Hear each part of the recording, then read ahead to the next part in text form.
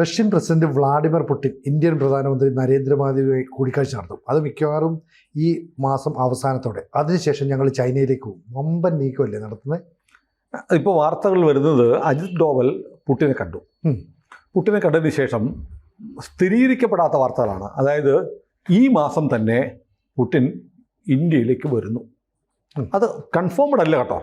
പക്ഷെ അങ്ങനത്തെ ഒരു വാർത്ത അന്തരീക്ഷത്തിൽ പരക്കുന്നുണ്ട്. നമ്മുടെ അവിടെ മാത്രമല്ല, അന്താരാഷ്ട്ര മാധ്യമങ്ങളിൽ വരുന്നു. പുടിൻ വന്നിട്ട് പുടിൻ ഇങ്ങോട്ട് അജിത് ഡോവലിനോട് പറഞ്ഞു, ഒരു കാര്യം ചെയ്യൂ, ഞാൻ ഈ മാസം തന്നെ വരാം. മോദി ഓഗസ്റ്റ് 31 ഷാങ്ഹായ് കോർപ്പറേഷൻ മീറ്റിങ്ങിന് ചൈനയിലേക്ക് പോവുകയാണ്. പോകുന്നില്ല എന്നുള്ള തീരുമാനം മാറ്റിയിട്ട് സിയെ കാണാൻ പോകുന്നു. അപ്പോൾ ഒരു കാര്യം ചെയ്യും, ഞാൻ വരാം, എന്നിട്ട് നമുക്ക് രണ്ടുപേർക്കും ഒരുമിച്ച് അങ്ങോട്ട് പോകാം എന്ന് പറഞ്ഞു എന്നാണ് വാർത്ത. അങ്ങനെയാണെങ്കിൽ പുടിൻ നമുക്ക് ഒരുമിച്ച് ഇന്ത്യയിൽ നിന്ന് ചൈനയിലേക്ക് പോകാം. എളുപ്പമാണല്ലോ പോകാൻ. റഷ്യയിൽ നിന്ന് ചൈനയിലേക്ക് പോകാനും എളുപ്പമാണ്. റഷ്യയും ചൈനയും തമ്മിൽ അതിർത്തി, ഇന്ത്യയെ പോലെ അതിർത്തി പങ്കിടുന്ന രാജ്യങ്ങളാണ്. പക്ഷേ പുടിൻ പറയുകയാണ്, ഞാൻ ഇങ്ങോട്ട് വരാം, ഇങ്ങോട്ട് വന്നിട്ട് നമുക്ക് ഒരുമിച്ച് പോകാം എന്ന് പറഞ്ഞാൽ എന്ന് പോകണം? ഓഗസ്റ്റ് 31 ആണ് അവിടെ ഉച്ചകോടി. ഓഗസ്റ്റ് 30 പോകണം. അതെ. അപ്പോൾ ഓഗസ്റ്റ് 30 മുമ്പ്, ഇന്നിപ്പോൾ ഓഗസ്റ്റ് 8 അപ്പോൾ ഡേറ്റ് ഒന്നും അറിയാൻ വയ്യ അല്ലേ? വാർത്തകൾ ഇങ്ങനെ നിറഞ്ഞു വന്നിട്ട് ഡേറ്റ് ഒക്കെ മറന്നു പോകും. അപ്പോൾ 8-ാം തീയതി ആണ് നമ്മൾ നിൽക്കുന്നത്. അപ്പോൾ 22 ദിവസത്തിനുള്ളിൽ പുടിൻ ഇന്ത്യയിലേക്ക് വരുമോ? ഇന്ത്യയിലേക്ക് വന്ന് പുടിനും മോദിയും ഒരുമിച്ച് ചൈനയിലേക്ക് ചെല്ലുമോ? അങ്ങനെ രണ്ട് നേതാക്കന്മാരും ഒരുമിച്ച് മോസ്കോയിൽ വിമാനമിറങ്ങുമ്പോൾ രണ്ടുപേരെയും ഒരേപോലെ സ്വീകരിക്കാൻ ചൈനീസ് പ്രസിഡന്റ് ഷീ വിമാനത്താവളത്തിലെടുത്തു. ഒന്ന് ആലോചിച്ച് നോക്കൂ, ഡൽഹിയിൽ നിന്ന് ഇന്ത്യയുടെ എയർ ഇന്ത്യ പറക്കുന്നു, പ്രധാനമന്ത്രിയുടെ വിമാനം പറക്കുന്നു, അതിനൊപ്പം റഷ്യൻ പ്രസിഡന്റ് പുടിൻ്റെ വിമാനം പറക്കുന്നു. രണ്ടും ഒരുമിച്ച് ലാൻഡ് ചെയ്യുന്നു, രണ്ടുപേരും ഒരുമിച്ച് വിമാനത്തിൽ നിന്ന് ഇറങ്ങി വരുന്നു. രണ്ടുപേരെയും ഒരേപോലെ സ്വീകരിക്കാൻ, രണ്ട് കൈകളും നീട്ടി സ്വീകരിക്കാൻ ഷീ നിൽക്കുന്നു. എന്തൊരു ചിത്രമായിരിക്കും അല്ലേ? അതെ അതെ, ലോകത്തെ തന്നെ ലോകം ത്രസിപ്പിക്കുന്ന ചിത്രം. അങ്ങനെ ഒരു ചിത്രം ഉണ്ടാകുമോ എന്നൊരു സംശയം ഇപ്പോൾ പൊതുവിലുണ്ട്. അമേരിക്കയ്ക്ക് ചിന്തിക്കാൻ കഴിയാത്ത തരത്തിലുള്ള ഒരു ചിത്രമായിരിക്കും അത്. അത് മാത്രമല്ല, ഇന്നിപ്പോൾ ചൈനയുടെ ഒരു സ്റ്റേറ്റ്മെൻറ്റ് വന്നിട്ടുണ്ട്. ചൈന പറയുന്നു, നമ്മൾ ഇതുവരെ കേട്ടിട്ടില്ലാത്തൊരു സ്വരമാണ് ചൈനയുടെ ഭാഗത്തുനിന്ന്. യാങ്വി ഇന്ത്യയിലേക്ക് വരുന്നുണ്ട്, ചൈനയിലെ വിദേശകാര്യമന്ത്രി. അതവിടെ നിൽക്കട്ടെ. ഇപ്പോൾ ചൈനയുടെ ഒരു സ്റ്റേറ്റ്മെൻറ്റ് വന്നിരിക്കുന്നു. ചൈന പറയുകയാണ്, ഇന്ത്യയുടെ നയം തീരുമാനിക്കേണ്ടത് ഇന്ത്യയാണ്, ഇന്ത്യയുടെ പരമാധികാരം ചോദ്യം ചെയ്യാനാവാത്തതാണ് എന്ന് ചൈന പറഞ്ഞിരിക്കുന്നു. ഇന്ത്യയുടെ സോവർണിറ്റി അതിനെ ചോദ്യം ചെയ്യാനാവാത്തതാണ് എന്ന് ചൈന പറഞ്ഞാൽ അതിനർത്ഥം എന്താണ്? ഇന്ത്യയുടെ പരമാധികാരത്തെ ആരംഗീകരിക്കുന്നു? ചൈന അംഗീകരിക്കുന്നു എന്ന് പറയുന്നത്. അപ്പം ഈ അരുണാചൽ അടക്കമുള്ള പ്രദേശങ്ങളിൽ ഡിസ്പ്യൂട്ടുമായിട്ട് ആര് നിൽപ്പുണ്ട്? ചൈന നിൽപ്പുണ്ട്. അതിന് കാരണം എന്ന് പറഞ്ഞാൽ ടിബറ്റാണ്. ടിബറ്റിൽ നമ്മൾ എടുക്കുന്ന നിലപാടിന്, ടിബറ്റിലെ ഒരു പ്രവാസ സർക്കാരിനെ, ദലൈലാമയുടെ സർക്കാരിനെ ചെല്ലും ചെലവും കൊടുത്ത് നമ്മളിവിടെ നിർത്തിയിരിക്കുന്നത് കൊണ്ടാണ് ചൈനയ്ക്ക് നമ്മളോട് വലിയ ദേഷ്യമുള്ളത്. ചൈനയുടെ താല്പര്യമാണ് ടിബറ്റ് എന്ന് പറയുന്നത്. അപ്പോൾ നമ്മളതിന് എതിരായിട്ട് അമേരിക്കൻ താല്പര്യം കൊണ്ടാണ് നമ്മൾ അമേരിക്ക അടിച്ചേൽപ്പിച്ചതാണ് ദലൈലാമ ഇങ്ങോട്ട്. നെഹ്റുവിൻ്റെ കാലത്ത് CIA പറഞ്ഞിട്ടാണ്, CIAയുടെ സന്നാഹങ്ങളും സംരക്ഷണത്തിലുമാണ് ദലൈലാമ ടിബറ്റിൽ നിന്ന് ഹിമാചലിലേക്ക് വന്നത്. അപ്പോൾ ഏതായാലും അതിൻ്റെ പേരിലാണ് ഇന്ത്യയും ചൈനയും തമ്മിലുള്ള യഥാർത്ഥ പ്രശ്നം. അപ്പോൾ ചൈനയ്ക്ക് ഇന്ത്യയുമായിട്ടുള്ള, അപ്പോൾ ചൈന ഇന്ത്യയുടെ സോവർണിറ്റിയെക്കുറിച്ച് പറഞ്ഞുകൊണ്ട് ഒരുപക്ഷെ ആദ്യമായിട്ടായിരിക്കും സ്റ്റേറ്റ്മെൻറ്റ് ഇറക്കുന്നത്. നോക്കൂ, ഇന്ത്യയുടെ പരമാധികാരം ചോദ്യം ചെയ്യാനാവാത്തതാണ്. ആരാണ് ഇപ്പോൾ ചോദ്യം ചെയ്തിരിക്കുന്നത് ഇന്ത്യയുടെ പരമാധികാരത്തെ? അമേരിക്കയാണ്. അതിനെ ചോദ്യം ചെയ്യാൻ കഴിയില്ല. ഇന്ത്യ എന്തു ചെയ്യണമെന്ന് തീരുമാനിക്കേണ്ടത് ഇന്ത്യയാണ് എന്ന് ചൈന പറഞ്ഞതാണ് രണ്ടാമത്തെ ഒന്നാമത്തെ പുടിൻ ഇന്ത്യയിൽ വരുന്നു, പുടിനും മോദിയും കൂടെ ചൈനയ്ക്ക് പോകുന്നുവെങ്കിൽ അത് ഇനിയും പരുവപ്പെട്ട് വരണം, അതിൻ്റെ കൺഫർമേഷൻ വരണം. പക്ഷേ ഇത് കൺഫേംഡാണ് ചൈനയുടെ സ്റ്റേറ്റ്മെൻറ്റ്. ഇനി മൂന്നാമത്തൊരു കാര്യം, അതാണ് ഏറ്റവും വലുത്. അമേരിക്കയിൽ നിന്ന്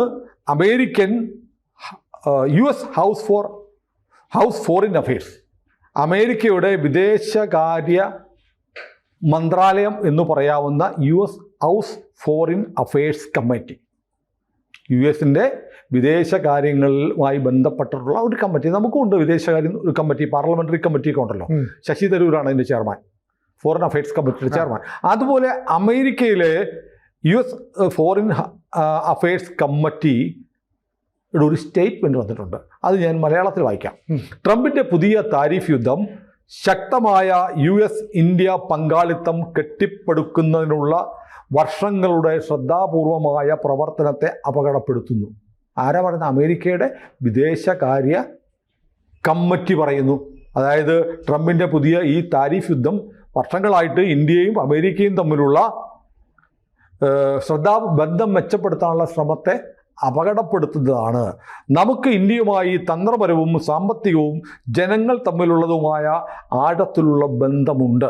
നമ്മുടെ ജനാധിപത്യ മൂല്യങ്ങൾക്ക് അനുസൃതമായ പരസ്പര ബഹുമാനത്തോടെ ആശങ്കകൾ പരിഹരിക്കണം എന്ന് പറഞ്ഞാൽ ട്രംപ് ഇന്ത്യയോട് ഇപ്പോൾ കാണിച്ചുകൊണ്ടിരിക്കുന്ന ഈ വൃത്തികേടുകൾക്കെതിരെ അമേരിക്കയിലെ ഉത്തരവാദപ്പെട്ട പാർലമെൻറ്റിൻ്റെ വിദേശകാര്യ കമ്മിറ്റി സ്റ്റേറ്റ്മെൻ്റ് ഇറക്കിയിരിക്കുന്നു.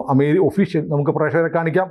അമേരിക്കയുടെ ഔദ്യോഗിക മുദ്രയോടുകൂടി അവരുടെ ട്വീറ്റ് വന്നിട്ടുണ്ട്. അപ്പോൾ ട്രംപിൻ്റെ നിലപാടിനെതിരെ അമേരിക്കയിൽ തന്നെ എതിരഭിപ്രായം ഉയരുന്നു എന്നാണ് പൊതുവിൽ മനസ്സിലാക്കേണ്ടത്. ഇപ്പം നമ്മളിവിടെ ആലോചിക്കുമ്പോൾ ഇപ്പോൾ എന്താണ് പ്രധാനപ്പെട്ട പ്രശ്നം? ട്രംപിൻ്റെ പ്രശ്നം എന്താണ്? റഷ്യയിൽ നിന്ന് ഇന്ത്യ ആയുധങ്ങൾ മേടിക്കുന്നു. ഇതൊക്കെ നിർത്തിക്കഴിഞ്ഞാൽ ഒരു പ്രശ്നമില്ല. അല്ല, ഈ വേറെ കാര്യമുണ്ട്. റഷ്യയിൽ നിന്ന് അമേരിക്ക വല്ലതും മേടിക്കുന്നുണ്ടോ? ഉണ്ട്. അമേരിക്ക വളം വാങ്ങുന്നുണ്ട്. ഏറ്റവും പ്രധാനപ്പെട്ട ഒരു സാധനമുണ്ട്, അതായത് പല്ലേഡിയം എന്ന് പറഞ്ഞൊരു മൂലകമുണ്ട്. പല്ലേഡിയം മൂലകം അമേരിക്ക റഷ്യയിൽ നിന്ന് വാങ്ങിക്കൊണ്ടിരിക്കുകയാണ്. പല്ലേഡിയം മൂലകം നമ്മൾ അധികം കേട്ടിട്ടൊന്നുമില്ല, സ്കൂളിലൊക്കെ പഠിച്ചിട്ടുണ്ട്. ഇത് 1882 വില്യം ഹൈഡ് വോളസ്റ്റൺ എന്ന് പറയുന്ന ശാസ്ത്രജ്ഞനാണ് പല്ലേഡിയം കണ്ടുപിടിച്ചത്. ഈ പല്ലസ് എന്നൊരു ചിഹ്നഗ്രഹമുണ്ട്, ആസ്ട്രോയിഡ്. അതിൻ്റെ ഗ്രീക്ക് ദേവതയായ അധീന ദേവിയുടെ പേരുമായി ബന്ധപ്പെട്ടിട്ടാണ് ഈ പേരുണ്ടാക്കിയിരിക്കുന്നത്. അതിലേക്കൊന്നും നമ്മൾ പോകണ്ട. ഇത് എന്തിനു ഉപയോഗിക്കുന്നു എന്ന് നോക്കിയാൽ ഇത് പ്ലാറ്റിനം കാറ്റഗറിയിൽപ്പെടുന്ന ഒരു ലോഹമാണ് പല്ലേഡിയം. അതായത് വൈറ്റ് ഗോൾഡ്. പ്ലാറ്റിനം ഏറ്റവും സ്വർണ്ണത്തെക്കാളും വില കൂടിയ ലോഹമാണ് പ്ലാറ്റിനം കാറ്റഗറിയിൽപ്പെടുന്ന 5 ലോഹങ്ങളുണ്ട്. ഒന്ന് റോഡിയം, റുഥിനിയം, ഓസ്മിയം, ഇറിഡിയം, പല്ലേഡിയം. അത് ഏറ്റവും വില കൂടിയ മൂലകങ്ങളാണ്. അപ്പോൾ വൈറ്റ് ഗോൾഡ്, സ്വർണത്തിൻ്റെ കൂടെ അല്പം പല്ലേഡിയം കൂടെ ചേർത്താൽ വൈറ്റ് ഗോൾഡ് ഉണ്ടാവും. അപ്പോൾ പല്ലേഡിയം അമൂല്യമായ ലോഹമാണ്. ഇതിൽ വാഹനങ്ങളുടെ കാറ്റലിക് കൺവെർട്ടറുകൾ ഉണ്ടാക്കാൻ ഇത് വളരെ അത്യാവശ്യമാണ്. അതിന് ജ്വലന എഞ്ചിനുകൾക്ക് ഇത് ആവശ്യമുണ്ട്. അപ്പോൾ ഇത് ആറ്റമിക് റിയാക്ടർ, വാച്ച്, ദന്തചികിത്സ, എയർക്രാഫ്റ്റിൻ്റെ സ്പാർക്ക് പ്ലഗ്, ശസ്ത്രക്രിയാ ഉപകരണങ്ങൾ, ഇലക്ട്രോണിക് കോണ്ടാക്റ്റുകൾ ഒക്കെ ഉണ്ടാക്കാൻ പല്ലേഡിയം വേണം. അപ്പോൾ അമേരിക്കയ്ക്ക് അവരുടെ ബഹിരാകാശ മിഷൻ മുതൽ വാഹനങ്ങൾ നിർമ്മിക്കാൻ വരെ പല്ലേഡിയം ആവശ്യമുണ്ട്. അത് അമേരിക്ക ഇറക്കുമതി ചെയ്യുന്നത് എവിടെ നിന്നാണ്? റഷ്യയിൽ നിന്നാണ്. റഷ്യ അമേരിക്ക തമ്മിൽ അങ്ങനെ ഒരു ബന്ധമുണ്ട്. അപ്പം അങ്ങനെ ഒരു ബന്ധമുണ്ട്. അപ്പം പിന്നെ ആ റഷ്യക്ക് നേരിട്ട് വാങ്ങാം, ഇന്ത്യ വാങ്ങിയ കുഴപ്പം അല്ല. അമേരിക്കയ്ക്ക് നേരിട്ട് വാങ്ങാം, ഇന്ത്യ വാങ്ങുമ്പോഴാണ് കുഴപ്പം റഷ്യയിൽ നിന്ന്. ഇനി നോക്കൂ, വളം വാങ്ങുന്നുണ്ട്, അത് പ്രശ്നമില്ല. ഇനി എണ്ണ വാങ്ങുന്ന നമ്മൾ മാത്രമാണോ? ചൈന നമ്മളെക്കാൾ കൂടുതൽ എണ്ണ വാങ്ങുന്നുണ്ട്. റഷ്യയിൽ നിന്ന് ചൈന എണ്ണ വാങ്ങുന്നതിൻ്റെ പേരിൽ ചൈനയ്ക്ക് ഉപരോധം എത്രയാണ്? 90 ദിവസത്തിന് ശേഷമാണ് ചൈനയ്ക്ക് ഈ താരിഫ് മരവിപ്പിച്ചു. നമുക്കോ കഷ്ടിച്ച് 3 ആഴ്ച അല്ലേ? അതെന്താ അങ്ങനെ? അതെന്താണെന്നതിന് ഉത്തരം നമ്മൾ കഴിഞ്ഞ ദിവസം പറഞ്ഞു. ഇത് ശരിക്കും നമ്മൾ റഷ്യയിൽ നിന്ന് എണ്ണ വാങ്ങുന്നതല്ല അമേരിക്കയുടെ പ്രശ്നം. അമേരിക്കയ്ക്ക് കിട്ടിയ അടിയാണ്. യഥാർത്ഥ കാരണം ഓപ്പറേഷൻ സിന്ദൂറാണ്. സിന്ദൂർ എന്ന് പറഞ്ഞാൽ അതുമായി ഇപ്പോൾ ലോകത്ത് ആണവായുധ ശേഷിയുള്ള പ്രധാനപ്പെട്ട രാജ്യങ്ങൾ ഒന്ന് റഷ്യ, അമേരിക്ക, ചൈന. ഇവർ 3 കൂട്ടരും അവരുടെ ഏറ്റവും പ്രധാനപ്പെട്ട ചില രാജ്യങ്ങളെ അടിമ രാജ്യങ്ങൾ പോലെ വെച്ചിട്ടുണ്ട്. ആറ്റോമിക് പ്രോക്സി കൺട്രീസ് ആയിട്ട് വെച്ചിട്ടുണ്ട്. അതിൽ റഷ്യയുടെ ആറ്റോമിക് പ്രോക്സി കൺട്രി എന്ന് പറയുന്നത് ഇറാനാണ്. ഇറാന് ആണവ ബോംബ് ഉണ്ടാക്കാനുള്ള എല്ലാ സൗകര്യങ്ങളും ചെയ്തു കൊടുത്തിരിക്കുന്നത് റഷ്യയാണ്. കാരണം റഷ്യക്ക് ഈ മേഖലയിൽ ചില താല്പര്യങ്ങൾ സംരക്ഷിക്കാൻ വേണ്ടി അവിടെ വേണം. പിന്നെ അമേരിക്ക പാകിസ്ഥാന് കൊടുക്കുന്നു. പാകിസ്ഥാനിൽ ചൈന, ഇന്ത്യ, ഈ 2 രാജ്യങ്ങളെ സമ്മർദ്ദത്തിലാക്കാൻ ഒരു പ്രോക്സി ആയിട്ട് പാകിസ്ഥാനെ അമേരിക്ക ഒരു ന്യൂക്ലിയർ പ്രോക്സി കൺട്രി ആയിട്ട് കാണുന്നു. ഇനി ചൈന എന്ത് ചെയ്യുന്നു? ചൈന ഉത്തര കൊറിയയെ ഇതുപോലെ പ്രോക്സി രാജ്യങ്ങളായി വെച്ചിരിക്കുന്നു. അപ്പോൾ 2 പ്രധാനപ്പെട്ട ആണവ ശക്തികൾ 3 രാജ്യങ്ങളെ പ്രോക്സി ആയിട്ട് ഉപയോഗിക്കുന്നുണ്ട്. റഷ്യ ഇറാനെ, ചൈന കൊറിയയെ, ഉത്തര കൊറിയയെ, അമേരിക്ക പാകിസ്ഥാനെ. അങ്ങനെ അമേരിക്ക പാകിസ്ഥാനെ പ്രോക്സിയായി ഉപയോഗിക്കുന്നു എന്നത് ആരും തുറന്നു സമ്മതിക്കാത്ത രഹസ്യമാണ്. ഇന്ത്യ നൂർഖാൻ ബേസിലും കിരാന ഹിൽസിലും അടിച്ചപ്പോൾ നഷ്ടപ്പെട്ടത് അല്ലെങ്കിൽ അപകടം പറ്റിയത് അമേരിക്കയുടെ ആണവ താല്പര്യങ്ങൾക്കാണ്. ഇതല്ലാതെ മറ്റൊന്നുമില്ല. കാരണം അങ്ങനെ ഉണ്ടെങ്കിൽ റഷ്യയിൽ നിന്ന് അമേരിക്ക വാങ്ങുന്നതിന് കുഴപ്പമില്ല, ചൈന വാങ്ങുന്നതിൽ കുഴപ്പമില്ല, ഇന്ത്യ മാത്രം വാങ്ങുന്നതാണ് അവരുടെ പ്രശ്നം. അതിന് കാരണം ഓപ്പറേഷൻ സിന്ദൂറിൽ അമേരിക്കയ്ക്ക് വലിയ പരിക്ക് പറ്റി. അതിനോടുള്ള പകയാണ് ഇപ്പോൾ കാണിക്കുന്നത്. അത് ട്രംപ് ആയാലും ബൈഡൻ ആയാലും അമേരിക്കയുടെ സൈനിക താല്പര്യങ്ങളെ ഹനിച്ചാൽ അമേരിക്ക പൊറുക്കില്ല. വേണമെങ്കിൽ പറയാം വളരെ സിമ്പിളായിട്ട്, ഈ ഡോളറിനെ തൊട്ട് കളിച്ചവരെയൊന്നും അമേരിക്ക വെറുതെ വിട്ടിട്ടില്ല. നമ്മൾ കേണൽ ഗദ്ദാഫിയുടെ കാര്യം പറഞ്ഞു, ലിബിയയിൽ സദ്ദാം ഹുസൈൻ്റെ കാര്യം പറഞ്ഞിട്ടുണ്ട്, സൗദി അറേബ്യയ്ക്ക് കിട്ടിയ പണി പറഞ്ഞിട്ടുണ്ട്. അതുപോലെ ഇന്ത്യയും ചൈനയുമാണ് ഈ സാങ്ഷൻ പീരീഡിൽ, അതായത് ഇറാനെതിരെയും റഷ്യക്കെതിരെയും അമേരിക്ക ഉപരോധം ഏർപ്പെടുത്തിയ സമയത്ത് ഇന്ത്യ ഈ രണ്ടിടത്തുനിന്നും ഒഴിവ് വാങ്ങിയിട്ടുണ്ട്. അപ്പോൾ ഇറാൻ്റെ കാര്യത്തിൽ പിന്നെ അമേരിക്ക വലിയ ബലം പിടിച്ചില്ല. തുടക്കത്തിൽ റഷ്യയിൽ നിന്ന് എണ്ണ വാങ്ങുന്നതിന് ബൈഡൻ്റെ കാലത്ത് അനുകൂലമായിരുന്നു. അപ്പോൾ അമേരിക്കയുടെ പോളിസി എങ്ങനെയാണ് മാറുന്നത്? ഇന്ത്യക്ക് ഇളവ് കൊടുക്കുകയും ഇന്ത്യ അവിടെ നിന്ന് വാങ്ങിയിട്ട് യൂറോപ്യൻ രാജ്യങ്ങൾക്ക് അമേരിക്കയ്ക്ക് ഉൾപ്പെടെ റഷ്യൻ എണ്ണ മറിച്ചു വിറ്റിട്ടുണ്ട്. ഇവർ വാങ്ങി അത് ഉപയോഗിച്ചിട്ടുണ്ട്. ഇപ്പം പെട്ടെന്ന് എന്താണ് ഇന്ത്യയോട് ചുരുക്കെന്ന് ചോദിച്ചാൽ, തങ്ങളുടെ പ്രോക്സി ആണവ കേന്ദ്രങ്ങളെ ഇന്ത്യ അറിഞ്ഞുകൊണ്ട് തന്നെ ആക്രമിച്ചു എന്നുള്ള ഒരു എന്താ കലിപ്പ്.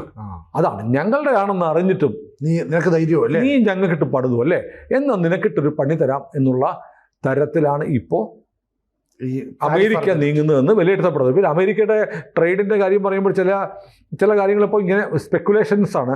നമ്മൾ 87 ബില്യൺ ഡോളറിൻ്റെ കച്ചവടമാണ് അമേരിക്കയായിട്ട് നടത്തുന്നത്. നമ്മുടെ മൊത്തത്തിലുള്ള കച്ചവടത്തിൻ്റെ 10% ഉള്ളൂ. അത് നമുക്ക് വേണമെങ്കിൽ മറ്റ് സ്ഥലങ്ങളിലേക്ക് മാറ്റാവുന്നതാണ്, ആഫ്രിക്കൻ കൺട്രിയും ചെയ്യാവുന്നതാണ്. പക്ഷേ നമുക്ക് ഈ 3.8 ബില്യൺ ആണ് നമുക്ക് എണ്ണ വ്യാപാരത്തിൽ റഷ്യയുമായിട്ട് എണ്ണ ഇടപാടിൽ ലാഭം ഉണ്ടായത്.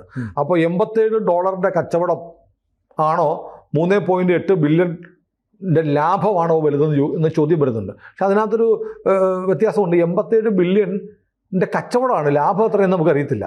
ഇത് ലാഭമാണ് 3.8 ബില്യൺ. അപ്പോൾ ഏതായാലും ഇന്ത്യക്ക് ഇപ്പോൾ ആവശ്യത്തിലുള്ള ഓയിൽ എണ്ണ ശേഖരത്തിൻ്റെ കരുതലുണ്ട്. നമ്മൾ ആവശ്യം പോലെ വിൽക്കുന്നുണ്ട്.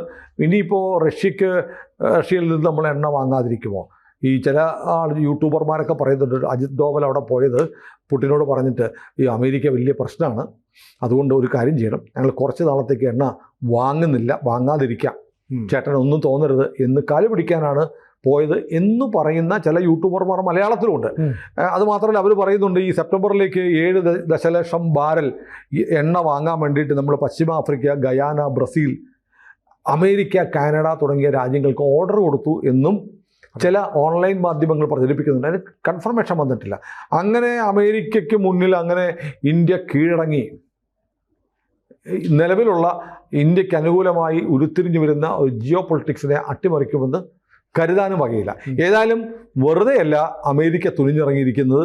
പക്ഷേ അതിനനുസരിച്ച് ഇപ്പോൾ റഷ്യയുടെ പേരും പറഞ്ഞാണ് ഇന്ത്യക്കിട്ട് പണിയുന്നെങ്കിൽ ഇന്ത്യയും നരേന്ദ്രമോദിയും ചേർത്ത് പിടിക്കാൻ ഞാൻ കൂടെയുണ്ട്.